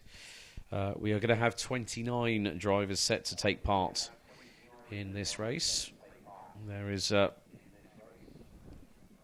317 of Robbie Stordart. We'll be looking for a better run this time in Heat 2. For some drivers, this will be the last heat that they compete in, and they'll have to wait to see whether they go through into the top 30 automatically, or whether they have to be in the second chance heats, which will decide the final 6 drivers to go through out of the 44 here this weekend.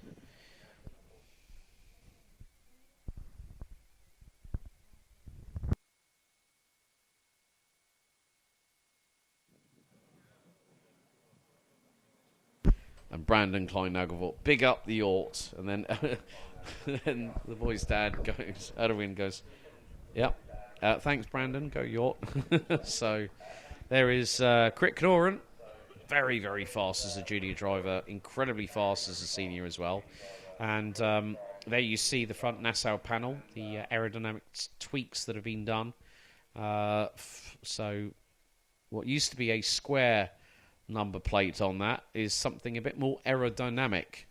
So Nassau panels have evolved over the years. There's the 323 of France's Ryan Bourguignon, another one that's come through the ranks and has also shown incredible speed at times. But the green flag has waved on the start-finish straight and also at the front of the dummy grid. So 29 senior Rotax drivers, some of which might find they will be in the second chance heat a little bit later on when the third and final heat takes place at just after 10 to 2 this afternoon local time. Here's your grid. Devian Ross and Matej Denkovic start on the front row with Jort van Wijk and Robbie Slaughter, row number 2. Kaz Boshouse and Krit Knorren round out row 3 with Tay Stevens and Ryan Bourguignon on row 4. Completing the top 10, it's the 321 of Jim Bach and the 312 of Felipe Fall. Jake Menton and Mitch Haynett round out row 6 with Lex Quintans and Colombia's Martin Herrera completing that row. Jack de Kock and Sebastian Koch round out row 8. Julian Klosman and Kevin Navis row 9 with Stain Peters and Jay Zurveld completing the top 20. Rounding out the grid will be as follows: Luca Brima, Sim van Vliet, Scott Westhovens, Rein van der Meer, Matthias Schantz, Dominic Scheppers, Nathan Marichal, Philip Wisniewski, and last but by certainly no means least, Mike van Maastricht. So the drivers now go onto their official formation lap. Ahead of 7 minutes plus an additional lap of racing. Then we'll have KZ2 Masters after this to take us to the lunch break.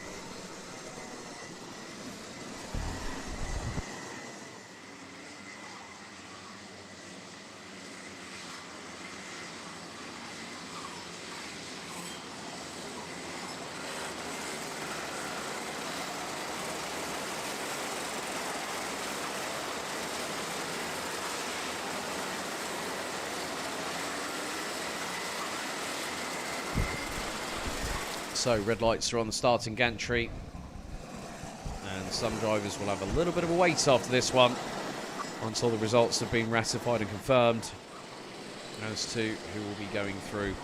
Radenkovic, well, will put himself at the intermediate ranking off the heat's lead, so to speak, if he takes 2 wins out of 2, and nobody else could take that away from him. Dominic Scheppers, I think, might be starting down in the dummy grid. So if there's been a technical problem, the cart can't start, or for whatever reason, if repairs might need to be effected, and then that cart will be released once everyone else has gotten underway. If we go to a full start condition, Dominic Scheppers will be left to go. However, the revs are up, the lights are on, and the lights do go out, and we're underway.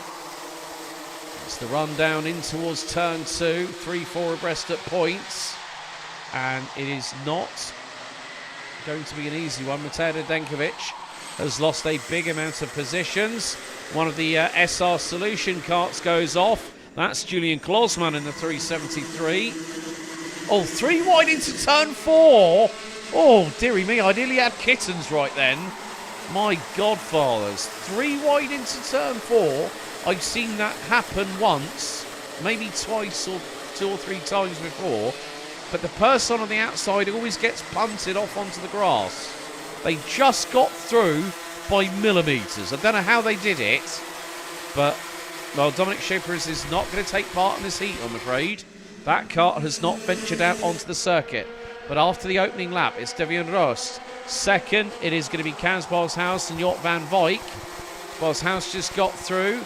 Meantime, Tay Stevens just got through on Robbie Stordeur. So that is going to be a change for fourth place. And now up the inside, that's a change for third.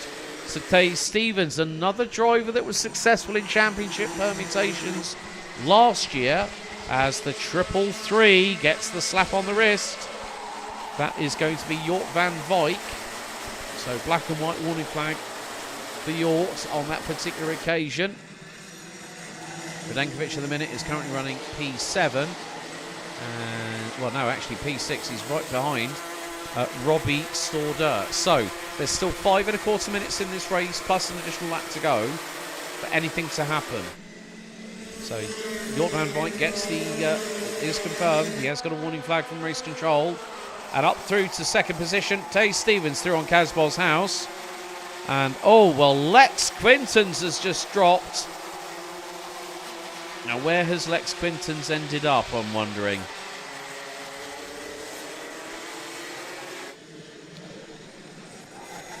And, well, not been an easy one there for the 384. Tumbled like a stone thrown in a pond from a great height. But Devian Host is keeping his lead. He's starting to slightly expand it. It's just under half a second. Tay Stevens and Kaz Boshouse. Now, Stevens last year ran as a junior. Jort van Wyk's gone purple in sector number 2. Seems like, well, I had a chat with Jort and I said, how's it been going on the Sodi kart? He says, I can really do something with this. And I actually find that I love, as much as I love the LN kart, I really do like the Sodi. The Sodi is a really, really good vehicle to drive. So possibly complements the driving style, which is why the 333 has just got the fastest lap of the race. 55.038. Leaders now heading in towards Chemin de Fer here at turn 6. And Kaz Boshouse trying to keep Dave Stevens very, very honest. Stevens, in the meantime, is starting to go after Devian Ross for that race lead. Radenkovic, however, has got himself up into P5 and is trying to chase down Jort van Wyk. Now, the gap between them is just under 1.2 seconds. We've got half of the race in terms of time left to go. However, don't count out Radenkovic. If he starts getting the bit between his teeth and the fire lit under his backside, he will push forward. However, that gap has now expanded to 1.2 seconds. Big gaggle of karts just going through into T1. So I think you probably had the likes of, what was it, Jim Back, Robbie Stordeur, Mitch Haynett, Ryan Bourguignon and Jake Menton, all like little piggies in a row. Then you've got, well, there's the 321, Jim Back. Has just got through on Mitch Haynett. Haynett's got back through on him at turn 4. Very fast part of the circuit. You've got to be very, very committed on that one as well. I still remember Matty Higgins coming together with Mike Van Groot when they were both running as juniors a few years ago. And we had very, very different weather conditions. I think that was one of the rounds for the B&L karting series. I think it might have been 2018. I think it was 2019, if I remember correctly. But with 2 minutes and 20 still to go, Devian Ross's lead is coming down. Dave Stevens has got that down to a quarter of a second. And he's brought along Kaz Boshouse to the party. So Devian Ross might not be out of the woods quite yet with 2 minutes remaining. It's more to the point of how much can Devian Ross hold on for, and how much does Tay Stevens actually want it? Does he want the win? Does he want to make sure that, well, over the course of the race day itself, you know, the finals is where the, well, Jay Zerveld's just been given a black and white warning flag, so a slap on the wrist there for the 349 from the Netherlands. Where is he at the moment? He's up 8 spots. Good work there. 2 places away from the top 10. But now the top 3 covered by just under half a second. Russ still leads. Stevens second. Boshouse third. Van Wyk. Radenkovic has just put in the new fastest lap of the race, 54.884. And the Belgian currently running in P5. He's about 0.3 of a second ahead of Kritkour. And they were just in the back of shot there, actually, as they were heading through into turn 4.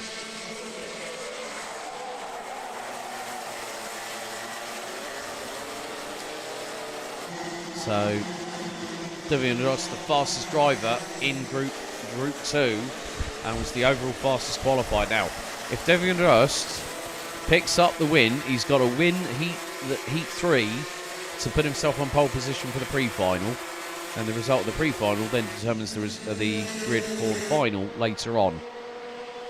So, 2 laps to go. Devian Rust's lead now is 0.364 of a second. Dave Stevens, P2. Boshouse has been right on the back bumper of the 382 for lap after lap. Jort van Wyk still about 0.6 behind, but Mateo Radenkovic is closing in on the 333 from Van der Poel Racing. As the timer now will expire in 3, 2, 1. The leader's coming through in towards out of Chemin de Fer and into Escargot. So next time around we'll be on our 9th and final lap. And Radenkovic seems to be closing in sector by sector. He's bringing along Kritkour along with him. Right, Lex Quintons in 22nd position. He's just been given the warning, black and white warning flag as we go on to the final lap. Quintons currently running 22nd. Unfortunately, started in 13th place and has dropped down the order. Scott Westovens, Scott's just dropped all the way down to 23rd. Now working on his own apparel company, Acceleris Wear, I think it's called, and has been in talks with multiple teams to supply their team clothing. So good on him. But Devian Rust is still holding on to that race lead. Through into Escargot we go for the final time on lap number 9. So through into turn 11. Turn 12, just 13 and 14 to negotiate at full throttle. And up the hill we go for the final time. It is going to be Devian Rust that takes the win. It's not by much, but it's enough. 0.4 of a second after 9 laps of racing. Tay Stevens, Kaz Boshouse and Jort van Wyk ran out your top 4. Mateo Radenkovic got to within 0.2 of being in the top 4 and picks up the fastest lap of the race in the process on lap 9 out of 9, 54.654.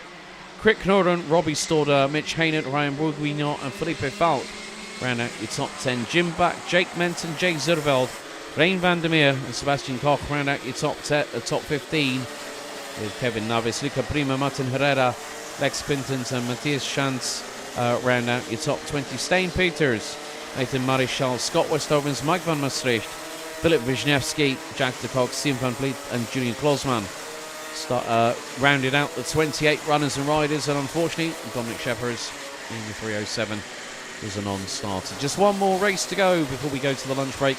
Up next is the qualifying heat for KZ2 Masters.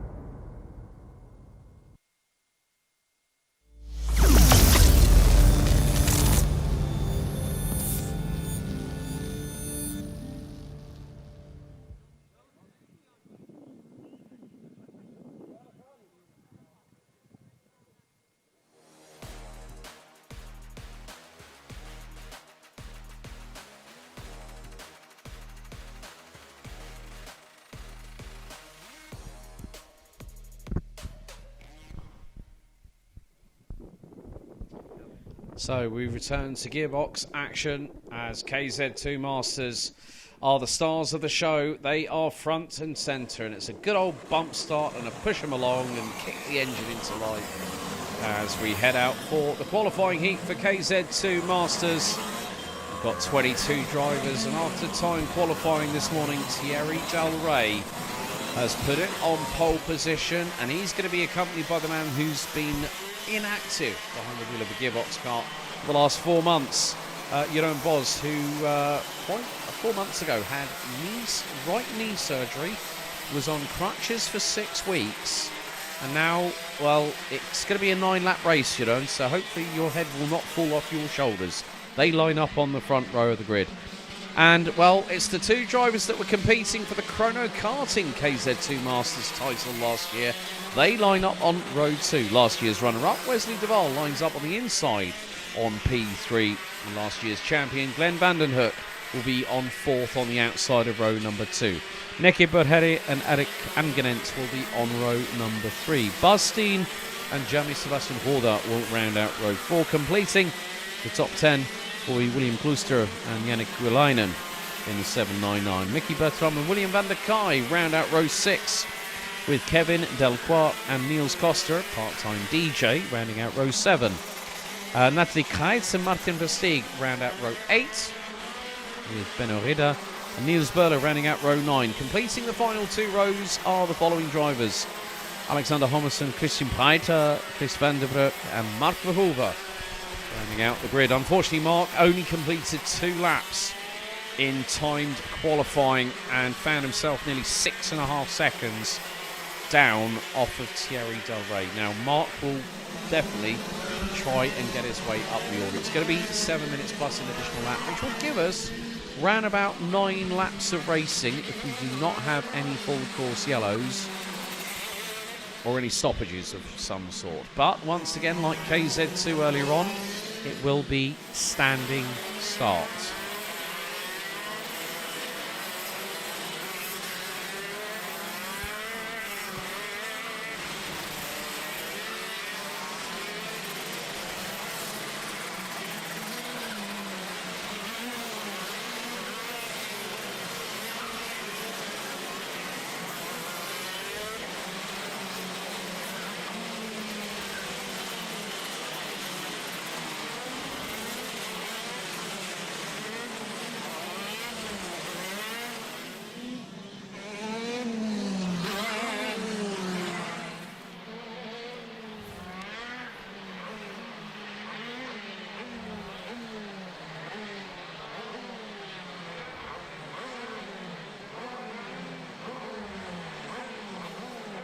Also, in addition to some of the tidbits, I found out that Kimi Antonelli won the KZ2 FIA European Championship back in 2023.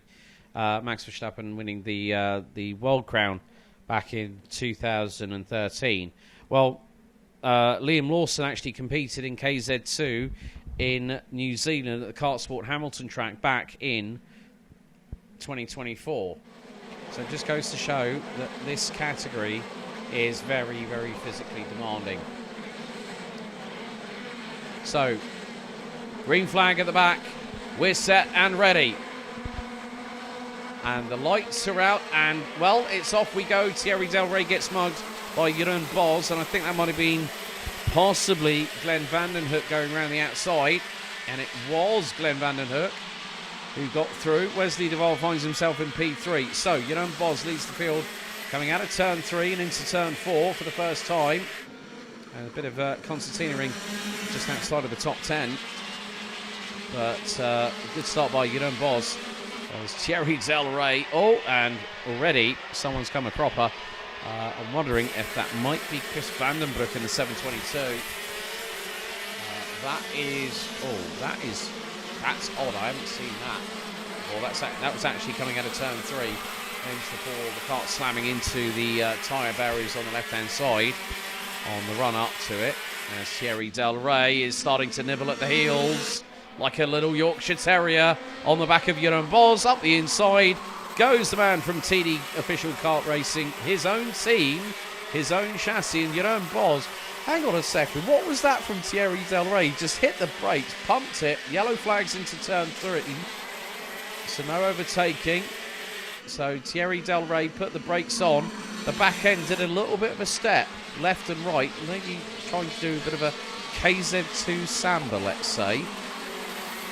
But he kept it in front of Jeroen Bos, who's back down to second position.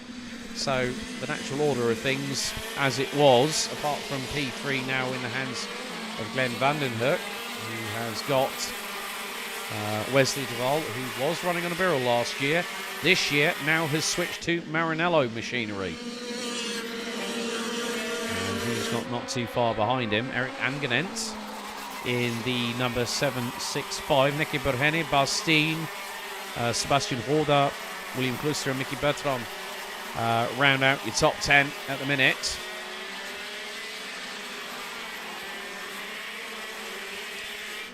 So fastest lap of the race, Thierry Del Rey, 53.873.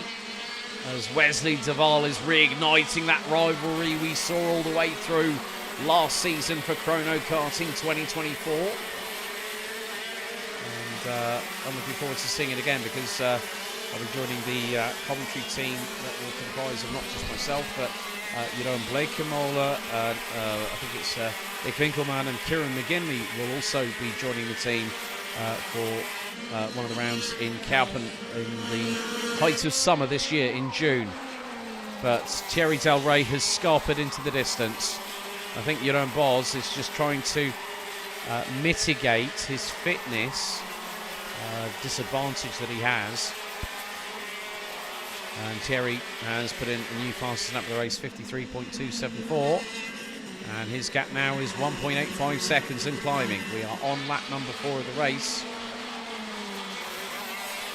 Glenn van den Hoek holding on to P3. Wesley Duval closing him in. And the good thing was, between these two drivers, what I saw was complete and utter sporting respect between the pair. They both gave as good as they got. They both, went up against each other out on track like they're doing now. And it was never easy. You have to put that friendship or mutual respect to one side to an extent. You can't always have your cake and eat it. It's a bit like when you look at the relationship in Formula 1 between Max Verstappen and Lando Norris. Very, very good friends. They do a lot of sim racing together. They both live in Monte Carlo. They're both good friends off track. But of course, you have to wonder what was going through the minds between the pair of them off track when they were competing in rival camps for a prestigious title. But we've got just over 2 minutes and 40 plus an additional lap to go. And more to the point, well, Glenn van den Hoek doing very, very well, keeping Wesley Duval at bay for that third place. But Thierry Del Rey is now just putting on a bit of a masterclass. He's been known, he's been so competitive. If anyone might have seen the move he did on Mark Schuckmann, that both myself and Joop Briefeld jumped out of our seats in the commentary box for, when he went round the outside, bumped it down at about 130 kilometres an hour in 6th gear, all the way down to first, put the anchors on, threw it round the outside. Good old Slim Shady, job done. Unfortunately, Chris van den Broek is out of the race, retired pretty much on the opening lap, I think. Well, he was the one that was actually off and into the barriers, off the approach onto turn number 4. Biggest mover, Benno Ridder, has moved up from 17th at the start, now currently runs P14 ahead of Niels Koster. Natalie Kreitz has moved up 2 places. She started 15th, now 13th on the road.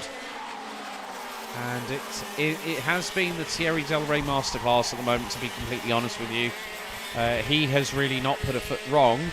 Eric Angenent just went purple in Sector 3. I think Wesley Duval is the fastest driver over the speed trap so far. I've seen speeds, I think just now 134, 137 kilometres an hour. So it's quite a lot when you think about it in terms of pure pace that these drivers are doing over the course of the race weekend. I mean, 137 kilometres an hour is 85 miles per hour. That's quite quick when you think about it. Thierry Del Rey, 135.7. Jeroen Bos, 136.4. 138.5 for Wesley de Waal. That's nearly 86 miles an hour. As we are coming down to the final couple of moments of this race. These drivers heading over, as I said, over 130 plus kilometres an hour. And when your backside is literally millimetres from the ground, and your backside is telling you exactly what you need to do, how the kart needs to react to your inputs and the like. But as Thierry Del Rey makes his way through Escargot, the timer now will expire. One more lap that will bring us to the lunch break. There is the man himself, the number 703. And behind the TD Kart brand and also the TD Kart racing team that he owns and operates, and it's so good to see him once again back in the saddle. I'm going to see him compete over the course of this season. The final lap is underway. Thierry Del Rey leading by 3.9 seconds ahead of Jeroen Bos, Glenn van den Hoek, Wesley de Waal and also Erik Angenens. Angenens been running pretty consistently on lap pace, so pretty impressive to see. Now rounding out the top 10 is we've got Marshall post, I think that's post 12. We might have a yellow flag. Now could that possibly be for Marco Hoover? That's Kevin Delacroix. It's Kevin Delacroix that's gone off circuit possibly. So we've had a yellow flag out at Marshall post 12. But let's concentrate on the man who's going to win this qualifying heat. Up the hill for the final time, it's going to be Thierry Del Rey that takes the win, and it's going to be by a monster margin, 4.063 seconds ahead of Jeroen Bos, Glenn van den Hoek, Wesley de Waal and Erik Angenent round out your top 5. Nicky Burheni in 6th, then Bas Steen, William Klooster, Sebastian Holder and William van der Gaai makes it to round out the top 10. Vicky Bertram, Jannik Verheyen, Natalie Kreitz, Niels Koster and Martin Versteeg round out your top 15 with Benno Ridder, Christian Breiter, Alexander Homerson with Mark Verhoeven just crossing the line to finish 19th. Unfortunately, Kevin Delacroix retiring with a couple of laps ago with Niels Berler and Chris van den Broek out of the race. Chris not even making it past turn 4, lap number 1. But Thierry Del Rey winning by a country margin. It's like he scampered over the French border before we'd even realised with that winning margin. But that concludes the KZ2 Master Qualifying Heats, and with it concludes the morning action here at Karting International Raceway for the opening round of not just Rotax Max Challenge Belgium for 2025, but also the first round of the Benefit League for 2025. And you can see just going to have a little look at the replays here. This is the move when Thierry Del Rey used all his skill and wit and prowess to dive up the inside of Jeroen Bos, and from that point onwards, he did not look back. It's a case of Van den Hoek and de Waal keeping their battle, resuming into 2025. There he is, the winner, Thierry Del Rey from the TD official kart racing team, taking the win. So really that concludes the morning's action here at Karting International Raceway for the first round out of 3 for RMC Belgium. Also the first of 2 rounds of the Benefit League for 2025. We're going to go to the lunch break now, but join us afterwards. We've got the pre-finals for all other classes. We've got the final heat for senior Rotax, then we'll go into the business end with the finals a little bit later on. So big thank you to everyone watching. This stream is powered by WFR Live TV. We'll see you after the lunch break for more karting action here from southern Belgium.